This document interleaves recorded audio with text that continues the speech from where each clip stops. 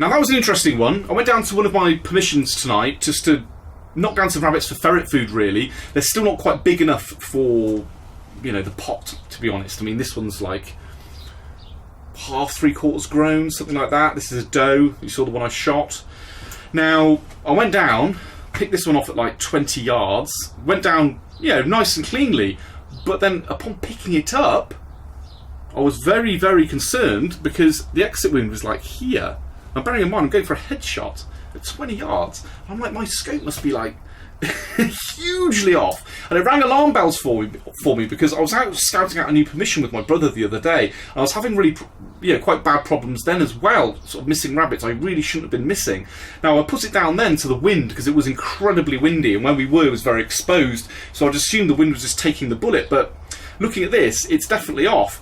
But actually, it's not as off as it first appeared, because of course letting it hang for a little while, sort of noticed all the blood coming out of the front here, and I actually hit him, or hit her, sorry, about there, but going for a headshot. So it's still shooting like an inch and a half low at 20 yards.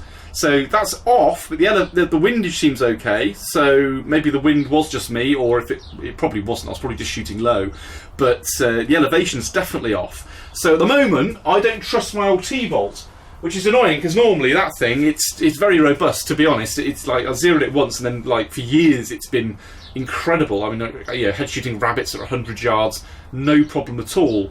So I'm going to strip that rifle down. I'm going to check that it's bedded properly, clean it, just make sure everything's okay in that respect. Then check the mounts and the rings and just make sure everything's all tight again. And then I'll probably initially, because it's about 20 yards to the length of my dad's garden, get an Argus catalogue out to catch the bullet and just check the zero really, and just tweak it a little bit before I go down the range. Now if you guys want to see me do that, let me know in the comments and I'll put a video together for you. I've got a bit of time off now, so I've got time to do that. So yeah, that's it really. Let's go feed the ferrets. I'll give this to the girls, I think. Gotta move that off. Hello. Check it out. Actually, that's Arthur, isn't it? That's you, Archie, isn't it? I think it is. So they're obviously not in season at the moment.